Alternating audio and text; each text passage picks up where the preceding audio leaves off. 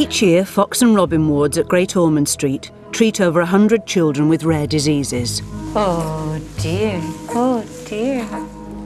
Like 5-year-old Herb, who suffers from a condition called Nemo. He's spent most of his life in and out of hospital and has only just recovered from a serious infection. What was your first present on your birthday in January? Blood transfusion. Blood transfusion, yeah. His immune system won't fight bacteria, and it means that any bacterial infections will just invade his body and make him incredibly ill. So, sweetheart, you've had one of these scans done before? Yes. Okay. Herb is now 5. I would expect he's unlikely to make it into his second decade unless we can correct the immune deficiency which he has. Well done. Please help me up now. Mummy will. He will get sicker from his disease. We've got to the stage now where we have to do something about it. Professor Paul Vase is the director of Great Ormond Street's bone marrow transplant team and a world-leading specialist in rare diseases. The way we fix these patients is to do a bone marrow transplant. That's where the blood is manufactured from. Do you like mushy monsters?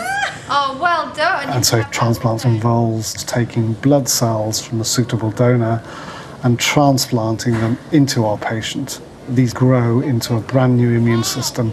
What are you looking at?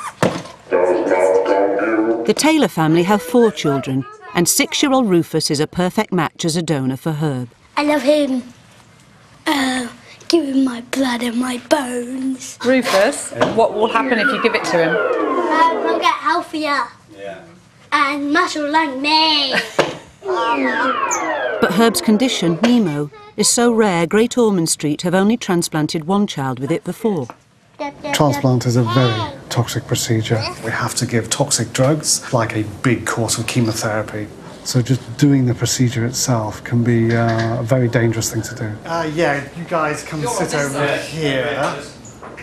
So our feeling from the teams is that we should go to transplant for her because we've got a good donor. What can go wrong? There are 3 things we don't want. 1 you'll be used to already is infection. Second thing is just occasionally, even with a matched blood or cyst, the graft can reject the opposite way, unexpectedly. And then the third thing is toxicity from one of our drugs. Right. We may have to give him 4 doses of chemotherapy, or we may have to give him 7 doses, whatever's right for him.